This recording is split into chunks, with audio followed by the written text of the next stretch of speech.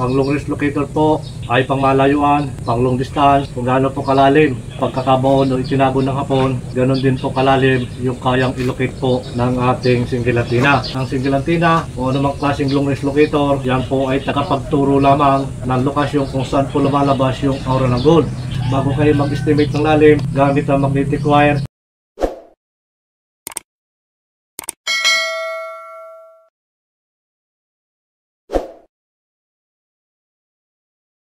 Isang mapagpalang araw po at magandang buhay sa ating mga kababayan sa masulok ng mundo.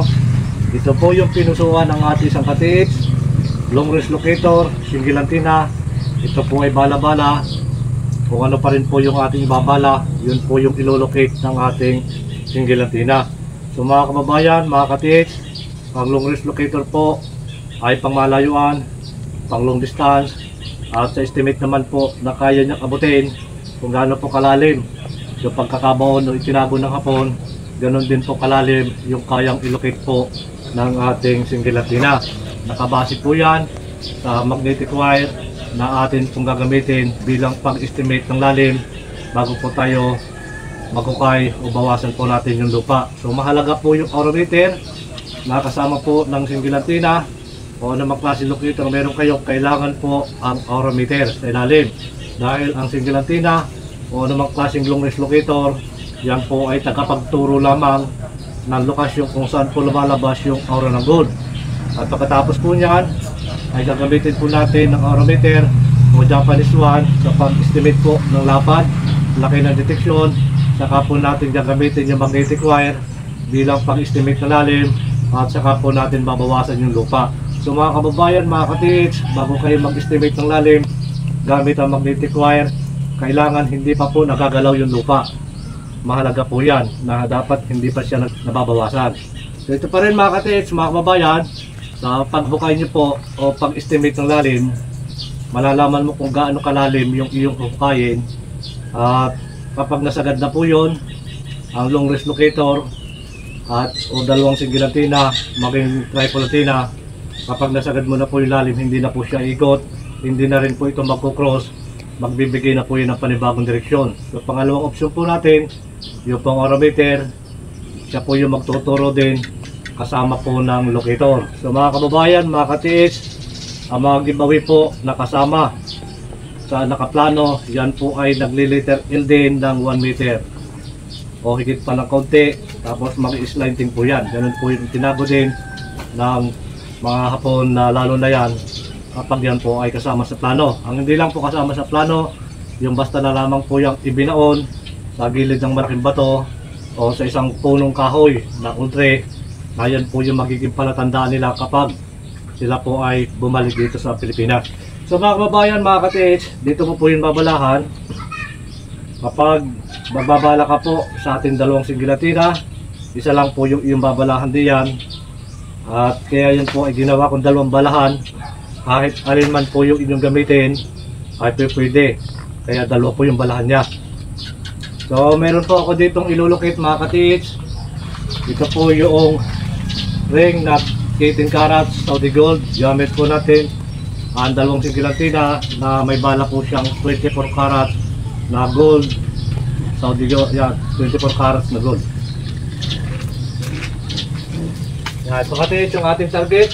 At muli po, mula sa probinsya po ng Negros Occidental, ito po yung iyong pinusuan, 2 pirasong single antenna. Mahalaga po na kailangan ipahid mo po yung dulo ng antenna, lalo na kapag pabago-bago ka po ng site na iyong pinupuntahan. So ito pa rin mga katiits, mga kababayan, ito po long range locator, single antenna ay napakadali niyang gamitin, magaan at napakabilis po niya magturo. So ingatan nyo lang po itong antenna na mabasa po ng ulan yan para hindi po yan kalawangin. So ito rin mga katiits, pag itinaso po yung dalawang single antenna, dapat pantay po yan, tamang taas at hindi po dapat tagilid. So dapat magagamit po tayo ng single antenna o ng mga klase locator, nandyan po yung presyong kaisipan ninyo, hindi po naglalayag yung ating isip, nasa mood po tayo. So dapat nandyan po yan. So mahalaga po yan. Dito pa rin, focus yung ating kaisipan. Pag itinaas po yan, yun ang ating target. Ayan, pag itinaas po yan mga katiis, mga kabayan, Doon agad po siya tuturo. Ayan, ito po yung long wrist locator, single antenna, na kapag ginamit mo siya, sabay siyang tuturo. Ayan. So ito po yung naamoy ng aura ng gold. Ito po ang dulo ng antenna. Pakikiramdaman po natin kapag itinaas yan. Pakikiramdaman po natin yung paggalaw niya papunta po doon sa ating target. So huwag po ninyo kukontrahin kapag gumalaw po yung ating dalawang single antenna. Ito pa rin. Yan. Ito pa rin po yan. Pag tinas po yan, pag-aralan nyo lang mga katiits, yung paghawak, pagtaas, yan po yung aking binabahagi, hindi man po ako makarating sa inyong lugar dahil sa pagkat sobrang layo. So sa pamamagitan po ng mga pamamarang ito, kung paano po pinahawakan, paano pinapagalaw po yung ating locator, ay ganun nyo lang po yung tularin, wala naman po mawawala kung yan po ay inyong susubukan. So ito yung pagbabahagi ko ng konting kalaban para po doon sa ating mga katiits na baguhan sa paghawak po ng long wrist locator na ginagamit po natin sa ating pong area. Pa rin, yan. Doon pa rin po yan. Ayan, doon pa rin. Yan.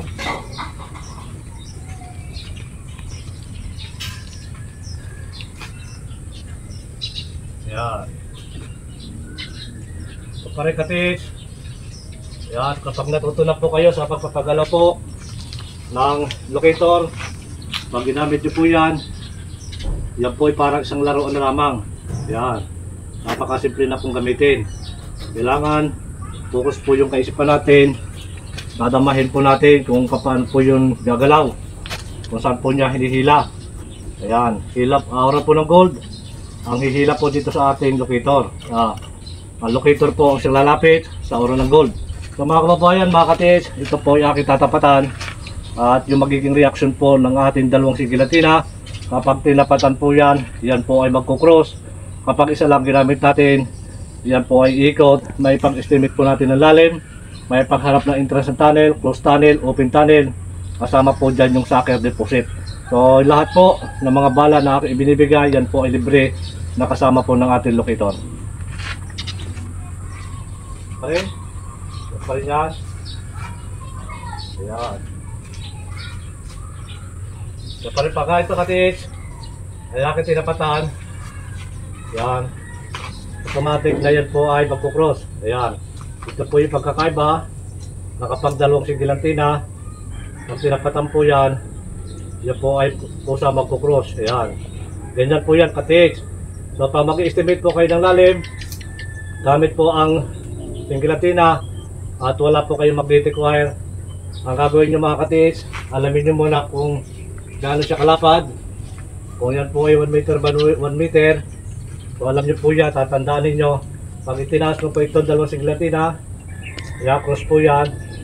So pag lalabas ka po yan, tandaan, pag bumuka po yan mga katiits, huwag mo nang hayaan na dumiretso siya. Pag taas mo po yan, bumuka, ganyan yan, at talakad siya po ng maliliit hakbang kung saan ito magkukross. Unang cross niya, yun po yung estimate na lalim na ibinibigay po natin ng single antenna. So kailangan po yan mga katiits, kapag nakachinilas ka, yan po ay magiging times 2. So sa paggamit po natin ng magnetic wire, kung gaano man po kalalim, kung gaano man po kalapad, yung detection po ng ating aura ng gold, kahit 1 inch lang, 2 inch, itutusok mo sa gitnaan yung ating po magnetic wire. At yung natitira, ilaladlad mo ng papalayo, tuwid. At ito po ay mabablock ang aura po ng gold. Kahit may bala po yung gold, mawawalan po ng detection sa aura ng gold. At yun po ay inago na ng magnetic wire. So sa magnetic wire nyo po hahanapin yan. Nandun po yan nakakayap. At kung ano po yung layo, mula po dyan. So yun po yung inyong limituhin.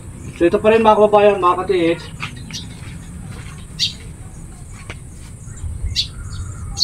Dito po yung single antenna. At dito po yung load. Napakadali niya pong gamitin. Yan. Doon agad po siyang tuturo. Ayan. Hinihilap po ng aura ng gold yan. Yan.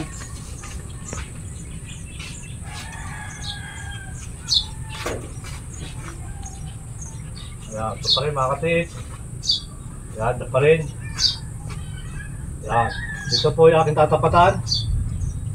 Gamit po ang isang single antenna. Kaya pag tinapatan po yan mga katiits, yan. Ito po yung long wrist locator single latina. Yan, ito pa rin. Nasapahan ko yan. At kapag natapat po yan, ang ating po long wrist locator single latina ay buo-buo na po yung kanyang frequency. Hanggang yan po ay tuloy-tuloy na po yung kanyang pag-ikot. Kaya ito pa rin mga katiits, mga kabayan. Ito po yung long wrist locator single latina na pinusuan po ng ating isang katiits mula po sa Negros Occidental. Ayan na, ito na mga katiits. Una po yung kanyang frequency ng long wrist locator single latina. Ayan. At muli po mga kababayan, mga katiits, maraming salamat po muli sa inyong lahat na patuloy na nanonood po ng aking na-upload na video. Pagpalain po tayo ng maraming biyaya at higit po isang magandang kalusugan. Long wrist locator single latina ang pinusuan po ng ating sa katiits mula sa probinsya po ng Negros Occidental. Maraming salamat mga katiits, hanggang sa muli po.